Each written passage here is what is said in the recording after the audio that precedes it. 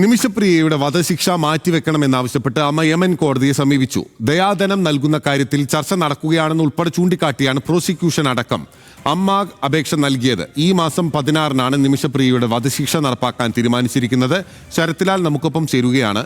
ശരത്ലാൽ, അവസാന നിമിഷത്തിലെ അവസാന പ്രതീക്ഷയാണ് ഈ ഹർജി. അതെ ബിനിൽ പോത്തൻ, ഇനി കൃത്യമായി പറയാൻ 4 ദിവസമാണ്.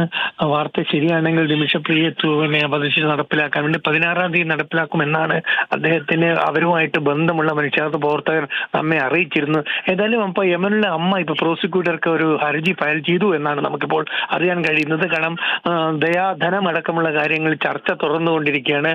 അല്പസമയം കൂടി നീട്ടി നൽകണമെന്നൊരു അപേക്ഷയാണ് നൽകിയിരിക്കുന്നത്.